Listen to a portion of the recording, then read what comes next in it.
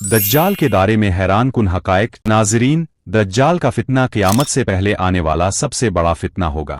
नबी करीम ने अपनी उम्मत को जिस फितने से सबसे ज़्यादा डराया वो दज्जाल का फितना है। हज़रत मोहम्मद ने फरमाया कि हज़रत इदम से लेकर क़यामत तक दज्जाल से बड़ा कोई फितना नहीं होगा। दज्जाल एक इंसान होगा, लेकिन वो लोगों को धोखा देकर अपनी खुदाई का दावा करेगा।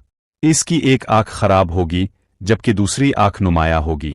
नबी ने फरमाया कि दज्जाल की दोनों आँखों के दरमियान काफिर लिखा होगा, जिसे हर मोमिन पढ़ लेगा, चाहे वो पढ़ा लिखा हो आना हो। दज्जाल के पास गैर मामूली आजमाइशें होंगी। अल्लाह ताला इसे लोगों के इम्तिहान के लिए कुछ ऐसी ताकतें अता फरमाएगा जिन्हें देखकर बहुत से लोग धोखे में आ जाएंगे। वो लोगों को अपनी तरफ बुलाएगा और बहुत से लोग इसकी बातों में आ जाएंगे।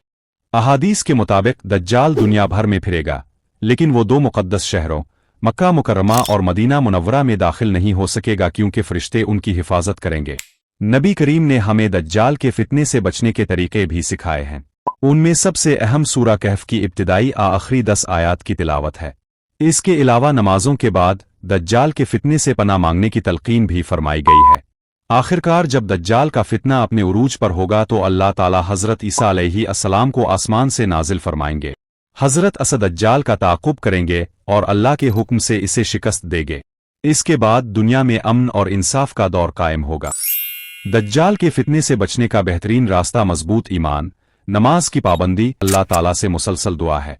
अल्लाह ताला हमें दज्जाल के फितने और हर किस्म के शर से महफूज फरमाए। अगर आपको ये मालूमात पसंद आए तो वीडियो को लाइक, शेयर और चैनल को सब्सक्राइब करना ना भूलें।